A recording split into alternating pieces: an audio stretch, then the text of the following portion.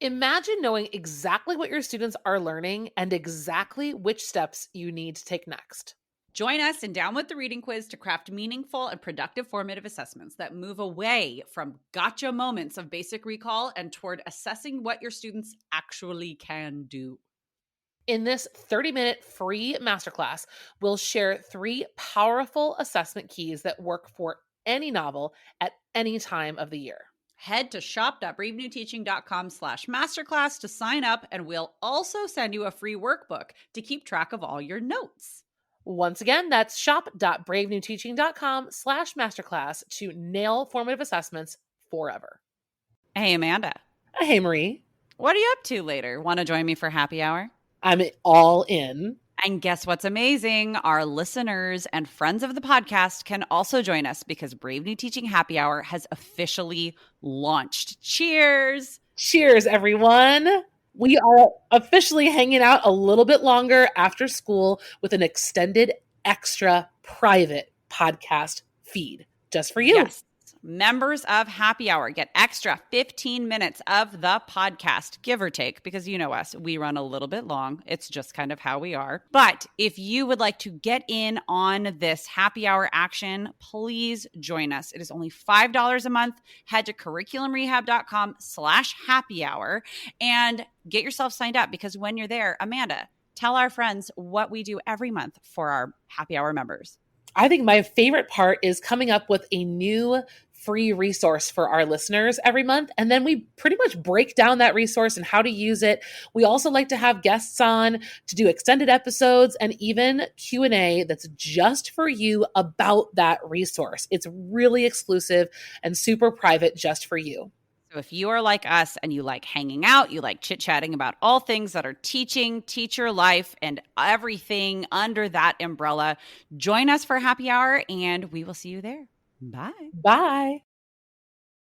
Well, hello and welcome back to Brave New Teaching. Today, friends, Amanda and I are here to start a new series for you. Hi, Amanda. Hey, Marie. How's it going? Oh, pretty good. How are you? Oh, my word. So excited to talk about this topic because I think we both have some very raw experiences on all areas of the spectrum. Absolutely. So if you did not already get from our title of today's episode, we are going to start talking about collaboration.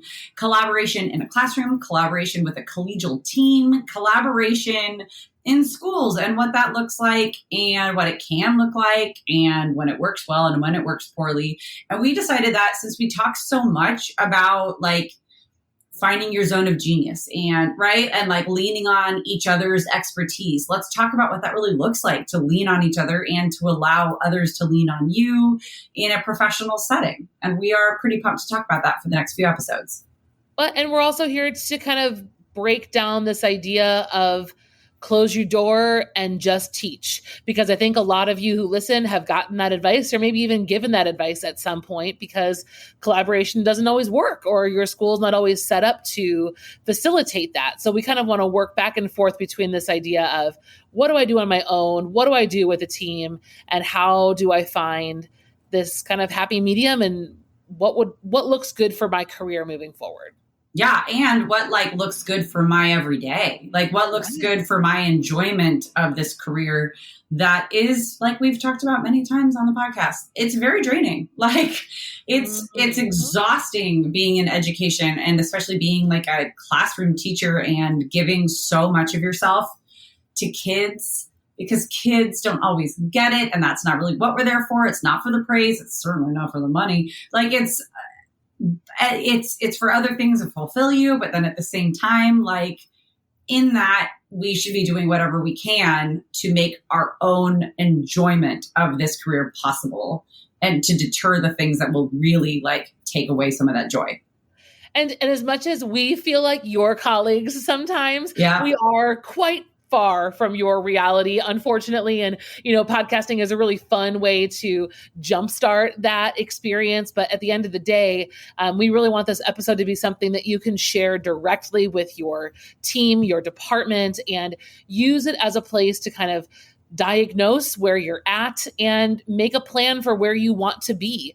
Because ultimately, this is your team, your school, your colleagues. And we want to help facilitate and at least jumpstart that conversation for you, because that's what Marie and I are here for. We're here to be the bad guys or the good guys, depending on the situation. Well, just really to like start the awkward conversation. And it doesn't have to be an awkward conversation, but there is something, because we give so much of ourselves to what we do every day, because it does take so much. And so much of our identities are wrapped up in our jobs, and our jobs are wrapped up in our identities. Often, not always, but often in education, that's what you find. It can feel personally scary, I guess, to start conversations around things like collaboration, around things like changing the way you've always done things, right? Or evolving and modernizing and whatever you want to call it. These can be hard conversations to have. And so Amanda and I are here to share our experience, share our perspective, but also in doing so to help you start the conversation in a way that's non-threatening, in a way that's like, here you go, let us start it for you, because we're neither here nor there. I think it's time. Yes. You know what? Cue the music.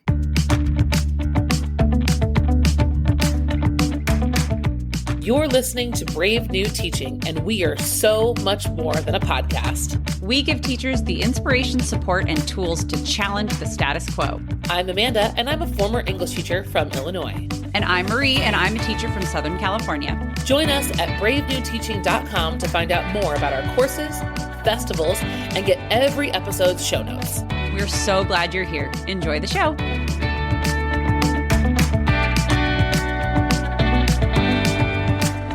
Okay, I am excited to talk about all things collaboration, but I think for today's episode, we need to really define what we're talking about. What we are talking about is not co-teaching necessarily. It's not two adults in the room. I mean, it can be, but what we're really talking about is like a step above that or a step before that. It's about the team. It's about the grade level team. It's about the professional learning community, the PLC. It's about the teaching and learning collaborative community team aspect. Help me, because I'm just saying the same words to define themselves. No, I think because our series, we're trying to look at collaboration in a bunch of different lenses.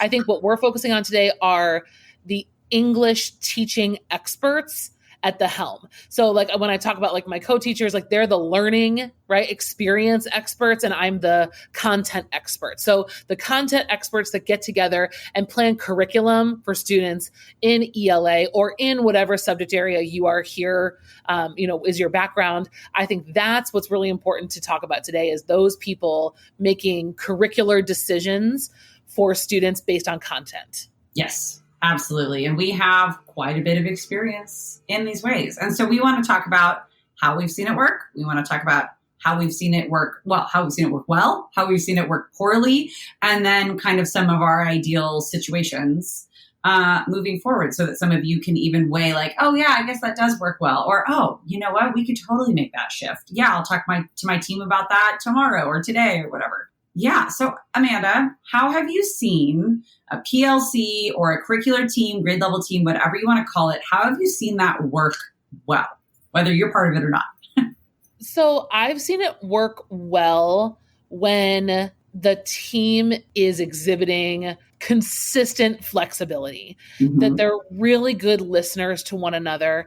And I think that part of that comes from a really difficult balance of camaraderie and investment in the job.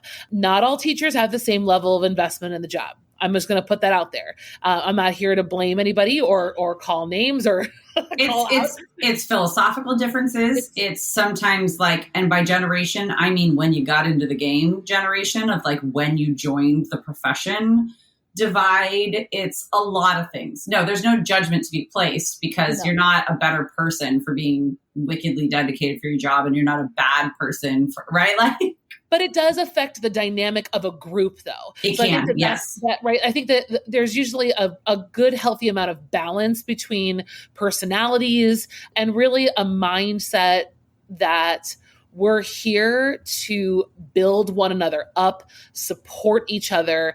And my best experience, I can tell you, was, I don't know, I think it was like 6 or 7, like that 6, 7, 8 was like a sweet spot for me.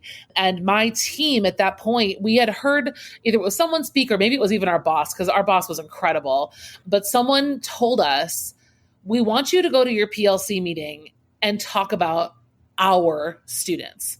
Stop using my students and start using our students. And we maybe took that a little too literally at a few points. But really, like, we were grading together. We would do like grading parties after school. We would do like an hour and a half, bring snacks. And seriously, we just sit at the same table and not talk and set a timer and grade together. Even sometimes we would swap papers and we'd be grading essays from kids in other classes. That's smart. We felt that strongly about the way we were approaching what we were doing. And at one point, we even had a college and career section of our curriculum. This was with 10th grade. And we did a class swap. And so for like 3 days, we rotated it was a logistical nightmare. But the party planner in me was like, oh, give me this puzzle. And I figured it out. That's super fun. It was so fun. We went and we presented to each other's, our students, about our college story. So many of our students came from families whose parents did not go to college. They were first generation in a lot of ways. And so we just went and shared our story. And it was really cool because all of us had very different experiences. Some of us had a traditional 4-year, some had a community college, some people joined the workforce and then came to teaching. So it was, or then went to college, excuse me. So it was very empowering. I do feel like it was a unicorn experience, what I'm describing, because I haven't found it since. So, our team got broken up and that was kind of hard to recover from. And then I left and, all kinds of things. But that has been really my best experience in a PLC. How long did you guys have that experience? How many years? Like 4 years. Oh, that's least. Pretty good. That's a good run. Yeah. If not longer. Yeah. And then, it was admin turnover and different changes and people moved and, but it was awesome. We really were a very balanced group and we were socially like aligned too. Like we had fun together. And that leads into what I think is what makes it tick. Like you were talking about a balance of personalities, which I think, in an ideal world, absolutely. There's going to be a balance of personalities, a balance of just like energy, but like you don't always get to pick it. Nope. Most often you don't get to pick it. So like, that's what you're saying about the unicorn, but there are ways if every member of the team, whether it's 2 or 7 people, like it doesn't matter if every member of the team approaches it with I'm going to do what I can to help balance the energy.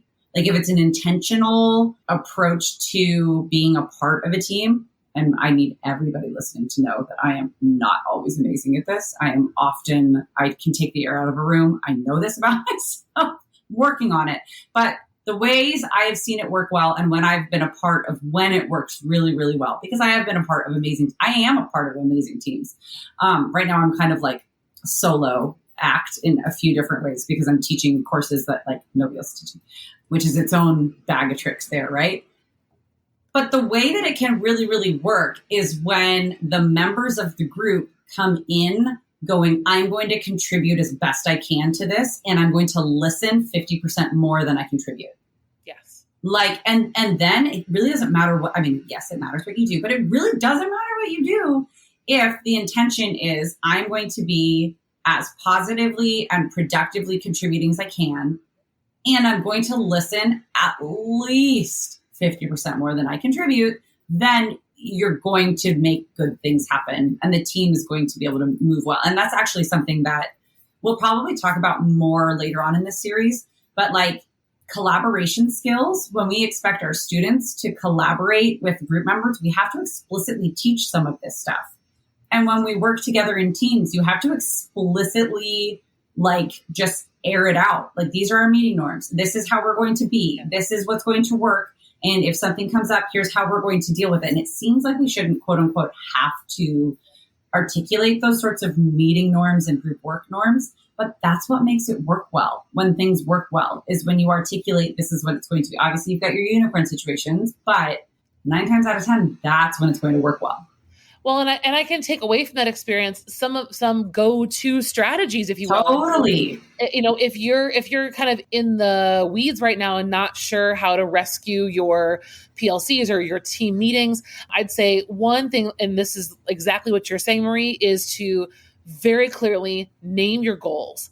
What is the goal of this group? Because depending on that answer, I mean, that's going to shift, again, like the energy in the room and the reason that you're there.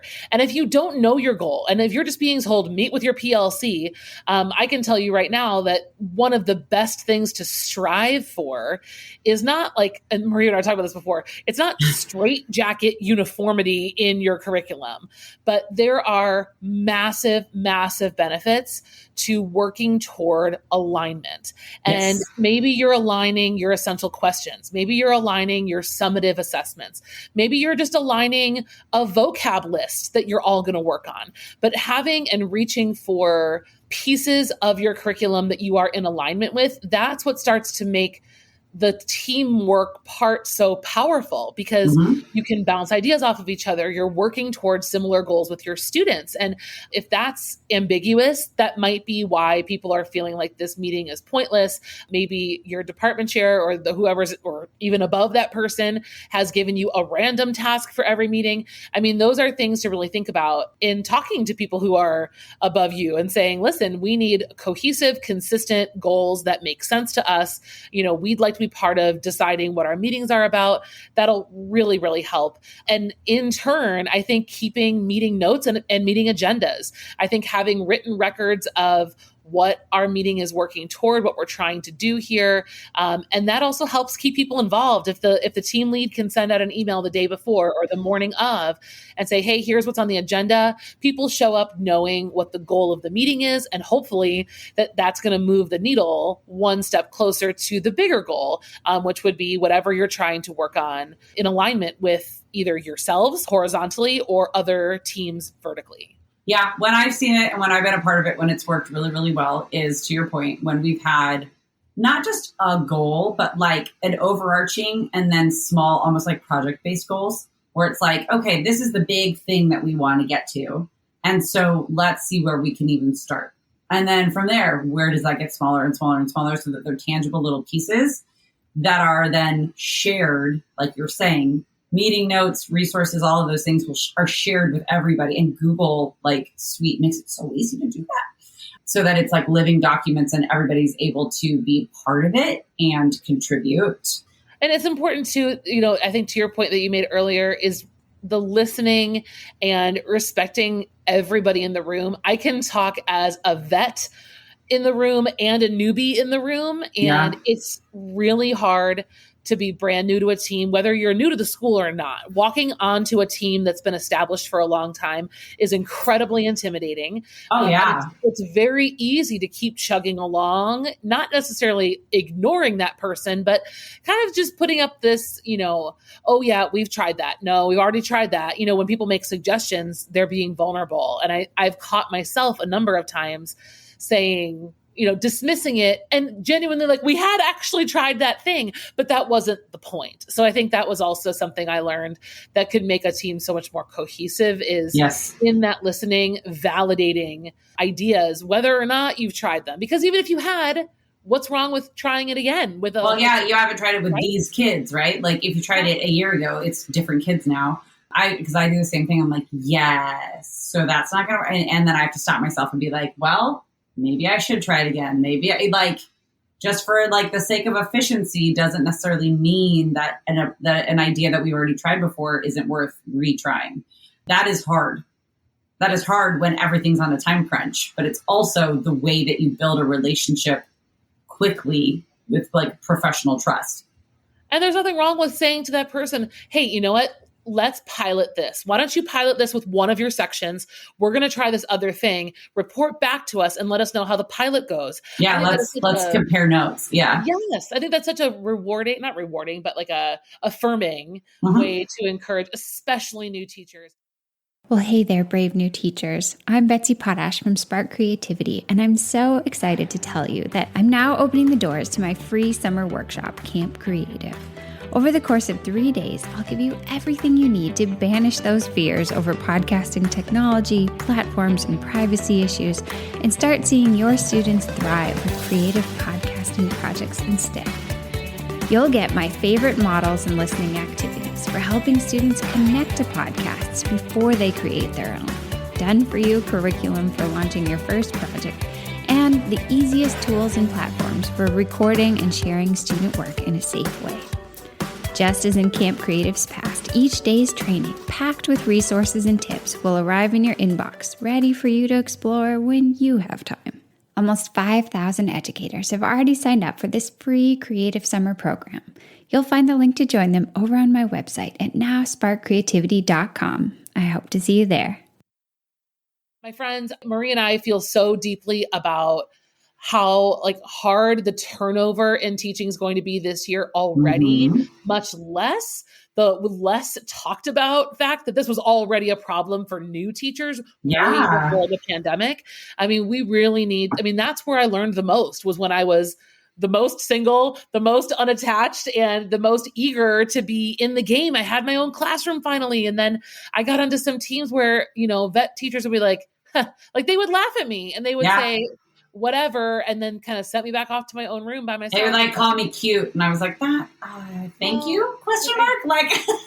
Yeah, and then as a vet, I have to catch myself too. So our new teachers are going to come with an enthusiasm that might be delightfully silly sometimes, but it's also going to be coming from a really caring place and thoughtful place too. So and it's going to have a perspective that I just straight up don't have anymore. I am not a new teacher anymore, and I never will be again. So I cannot begin to say that I've got that kind of energy and perspective. No, I need that from somewhere else because I will never have it again. That's it. I'm out.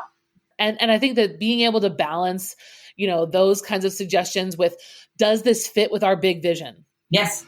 Is right. And that's the way to keep the conversation moving and still relatively efficient is, okay, so we have these ideas on the table. Which one or two are going to move us closer to our goal of vertically aligning our writing curriculum? What's going to, and that's really where it all comes back to, I think, having a really solid goal. And that's hard to do too. And sometimes that goal comes directly from your superiors, right? Or from your supervisors. It comes from administration. And sometimes, like Amanda said, it's just meet with your team and you're like, okay.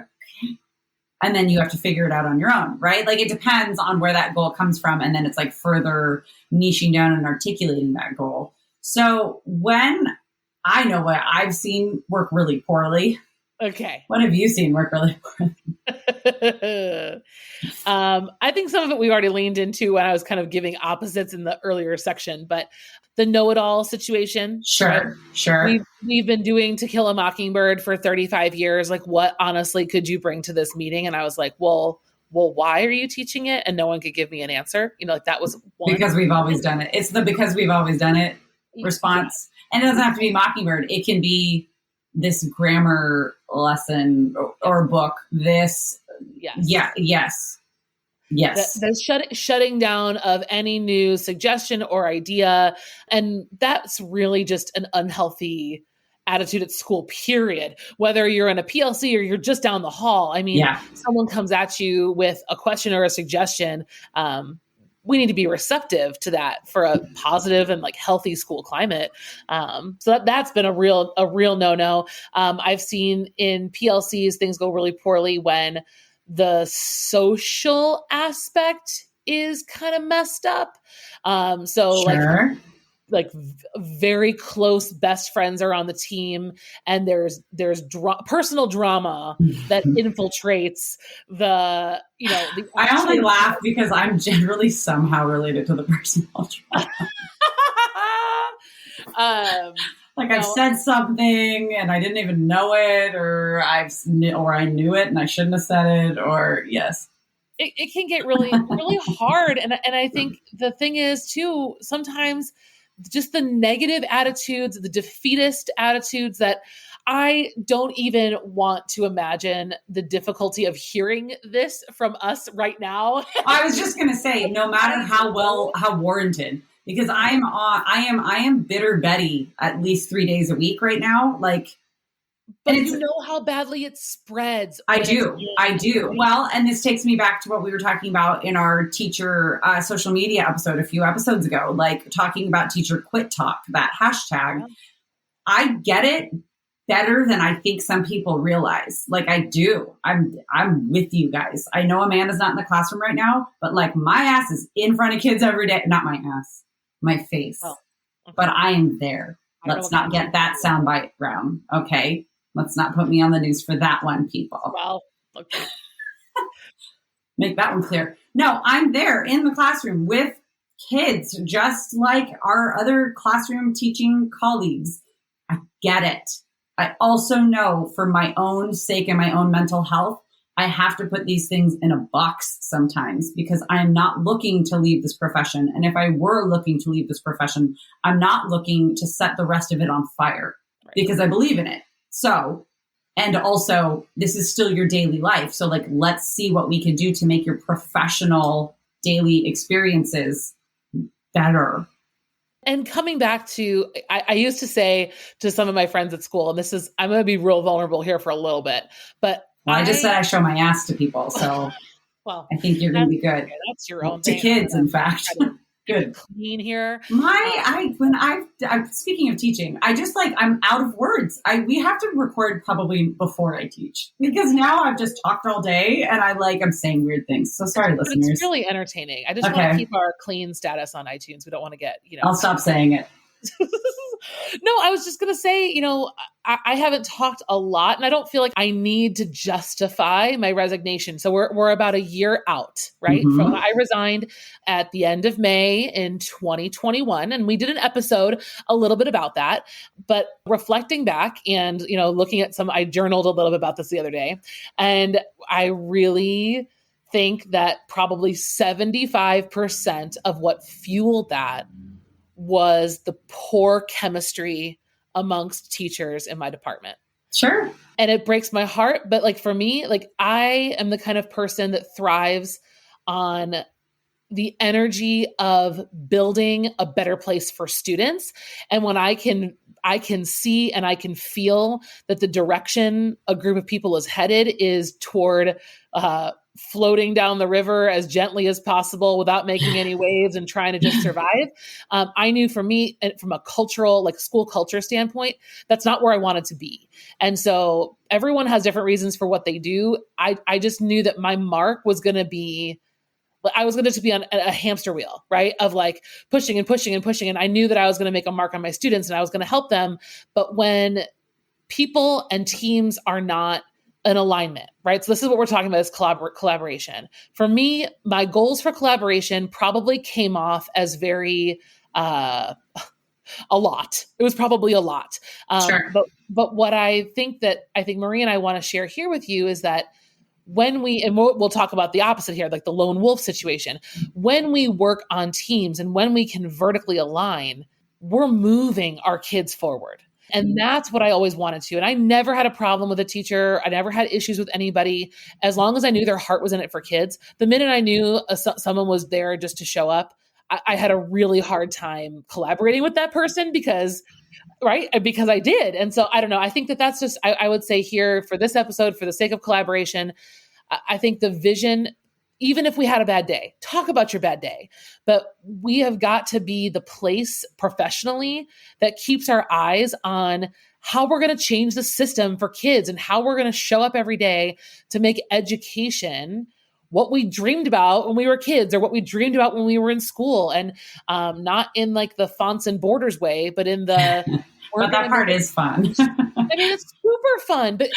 for me, even that's only fun when the academic side is working. Yes, I agree. When the academic side is broken, we have to look at ourselves as a group because we are a collective. And how depressing is it to think I'm working my butt off, but when I hand my kids off to X teacher and Y teacher next year, shoulder shrug. What happens?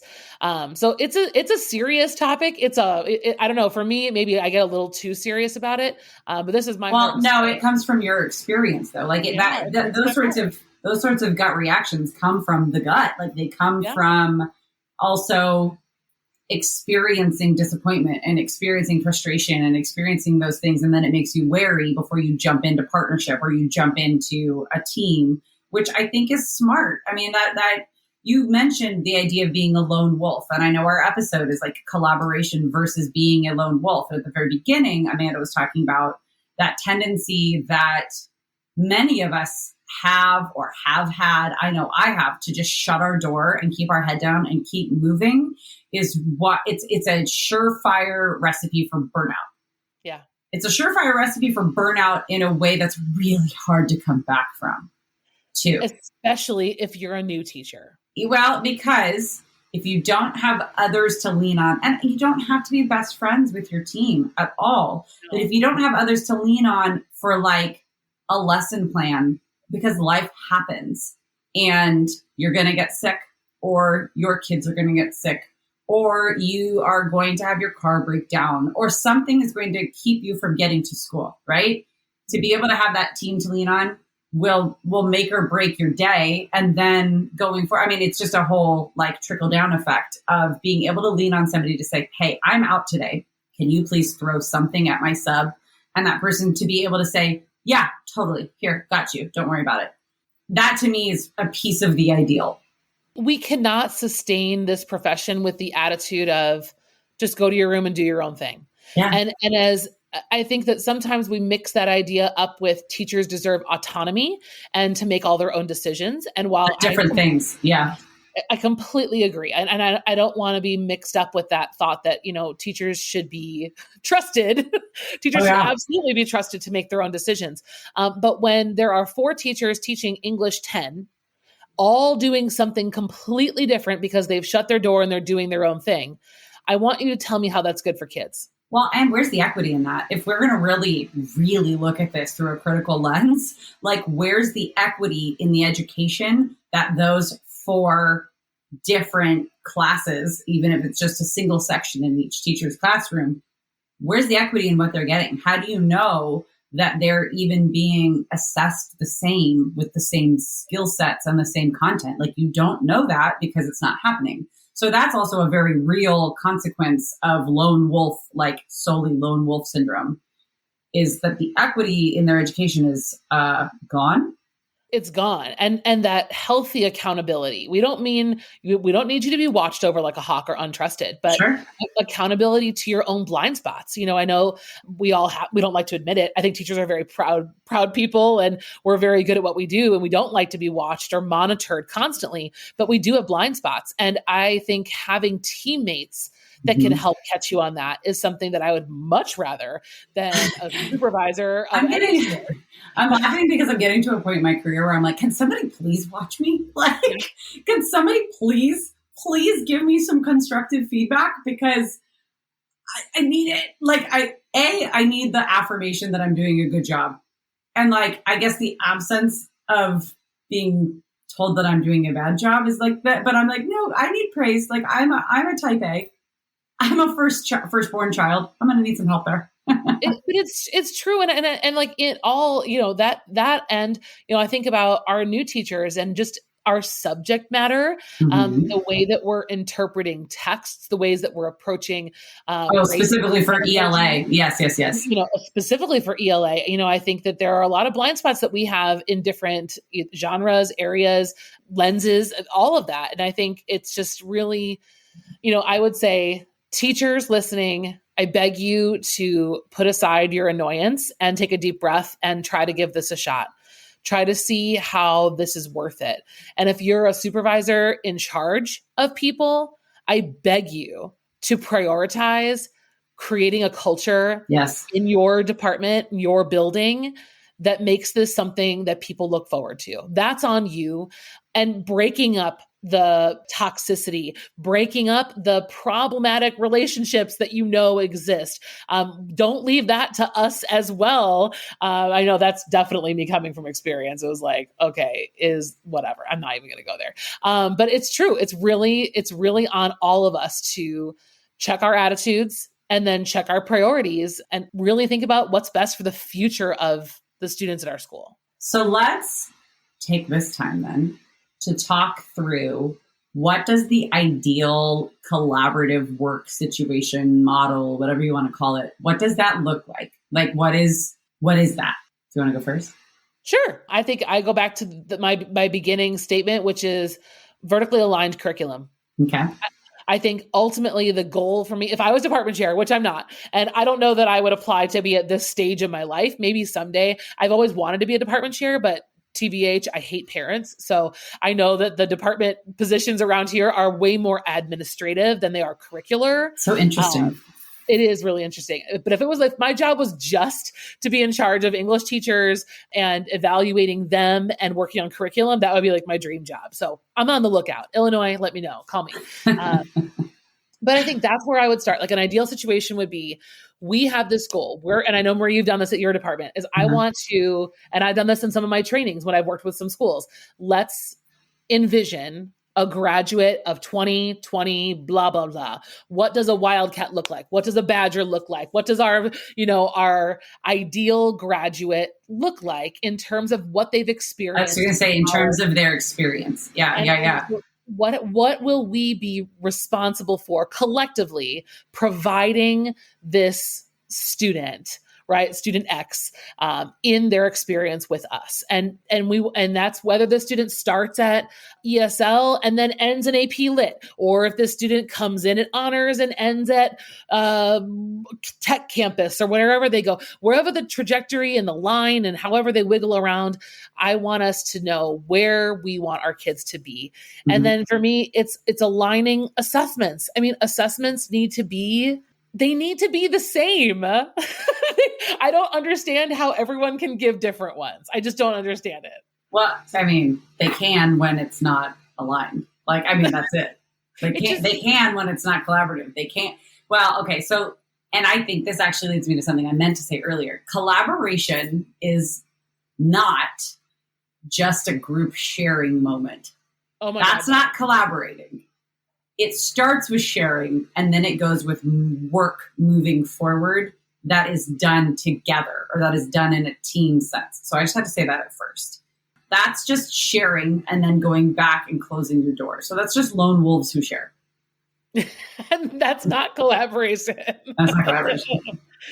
No, I've built out this ideal curriculum map. I called it for Anytown High School. I think I showed it to you a little bit ago.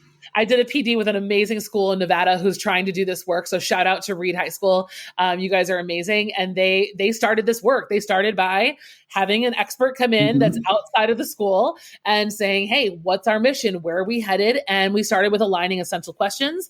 And then we went straight to assessments. And they're working on getting all of that horizontally within their teams first. But at the same time, they know, okay, what's happening above me? What's happening behind me? Where should students be? And like, it's a long process and one that's never over. Because it has to keep moving and evolving. Yeah. But that to me, I just described something fun. So I know that's right. Awesome to me and such a blast. It is. I mean, because we've been doing a lot of the same type of work in my own department, where if you're newer to the podcast, I have been at the same school since I started teaching, like with a couple of stints here and there, but like I keep coming back to the same school. So I've been here for a long time. And we've had like our entire calendar, or the way that our schedule works. We went from semesters to quarters 6 years ago. And like the ripple effects of that are starting to finally settle down to the point where like we now need to realign vertically because everything just got so blown up. We need to realign our curriculum. And it is a long process, especially when it's like, okay, great, late start meeting. Like now everybody go teach the full day. You know, so like it's definitely a start, stop kind of a process, but it's so rewarding once we start to see it kind of like working. And this leads me to my ideal collaboration. I am, for as much as I talk about working with other people, at my heart of hearts, I am a lone wolf in that I like to figure it out. I like to solve the problem. I definitely get my energy like a true extrovert from others and from talking things out. But then like, I want to get it done on my timeline. So that doesn't always lend itself very well to a team. It is, Amanda's nodding because she knows that I'll like send her voice. I'll send you voice memos when it's like the middle of the night for you. And it's like, there's no way you're going to answer that. Like, what was I doing? So I would say that my ideal situation is one that I have, and I'm going to be back on this team next year, which is cool. I wasn't on this team this year, where basically we have certain aligned assessments. We have certain writing assessments, certain types of reading assessments, because we don't all necessarily do the same text, but the skills themselves are assessed in the same ways. And then it is left up to us as the individuals to have autonomy over all of the rest of it. We absolutely share because we're also friends and colleagues. Like, we share in a very natural and open way a lot of what we do in our classrooms anyways. We bounce things off of each other. But like, if you look at a true model for team collaboration, it's aligned assessments, which I'm hoping we will get to like a further more lock in step with assessments. And then however you get there is how you get there. Because the way that you teach, Amanda, is not going to necessarily ring true to exactly the way that I would deliver something, and vice versa, right? So that for me is the ideal situation. I can still be me, let my freak flag fly, and like figure it all out, but know that we're all getting to the same place, because then we all have the same rubric. And then if somebody gets moved from my classroom to somebody else's classroom, at least there's not that big of a difference. They're still going to be able to be put into place. I think my only caveat, which maybe this is also true for you, you just didn't say it, is that I would also expect, I'm talking like I'm your boss. I would love to be that person, but I think— You want to be my boss? Yes. Wait, no, we're already each other's bosses. I think that plus EQ, I would want the EQ to also be aligned. Oh, yes. Okay. Yes. Course essential questions are aligned. We have a pool of the same texts. We just all kind of choose what we're going to use depending on the kids in front of us. And then my only other caveat would be, and this is mostly for newer teachers, I'd say, or teachers who just struggle in this area, but like a generally agreed upon timeline and pacing. I can remember being on teams where we had like, there was the straggler, and that was the teacher who came like, we didn't get to this. Yes. And they're like 5 days behind the rest of us. And it's like, oh my word. And then by the end of the year, like they have to finish the last unit in like 2 days. And it's like, come on. That's funny because we're all on completely, like, we have the same essential question that's like overarching, and generally the same unit essential questions as well. Same assessments somewhere within there. But like, I might do unit 1 last, like what we've called unit 1, just depending on how we sequence it, depending on which text I use, depending. But on that team that I'm talking about, we're all seasoned. So it's like, we don't even think about it. It's just, but when you said that, I was like, oh yeah, you're totally right. Like, and so our 9th grade, this is our 10th grade team that I'm going to be part of again next year, which I'm pumped. Our 9th grade team is amazingly lock in step, and that's how they work. They're able to say, hey, will you go make the copies for Thursday and I'll make the ones for Friday?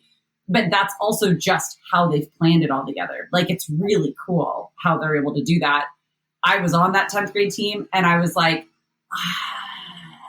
I'm going to do the exact same assessments as you guys. I don't know that I can do everything. Like, I won't keep up. I'm the straggler. That's you. That's me. I'm the straggler. Well, listen, I know. Yes, that's why you probably don't want to be my boss. Also, my general disdain for authority, but that's a podcast for another day. Amanda, I think it is time for us to give our friends at home some parting remarks. Okay. My parting remarks are this. I'm going to loop it back to what we said at the beginning. Please, please, please let this be a place, this podcast episode, and this podcast in general, where you can find inspiration, where you can feel heard, where you can hear new ideas, and where you can then take it beyond to grow, to like help yourself have those conversations, to get your gears turning, to get you out of a spot where you feel stuck, if that's where you're at, or to just kind of like lend you maybe some of the perspective that you needed to move past this one sticking point. That is where I'm at. And my parting remarks are a little bit, I don't know. This episode surprised me with how I feel so emotional about this topic in just a lot of different capacities. I would say my parting remark is really take stock of the health of your department. And in doing so, consider the longevity of your experience there. Is this a place that you're going to be for the long haul? If so, what is your role in moving your department toward something cohesive, productive, excited, and collaborative? What is your role? Are you currently shutting the door and pretending like it's just, going to go away? Are you in a position where you can make some changes? I just would really encourage you to reflect, because I don't know that just sucking it up, if this matters to you and you're anything like me, sucking it up won't get you very far. And it's a reality though, right? Like my life was going downhill in this regard. Your daily experience was not, it was more bad than good. And it made you, and you were in a position where, like, you were in a position that you were able to say, you know what, I need to step away for the good of myself and my family and for these kids. 100%. And that's okay. Right. And I say that to you listeners as well.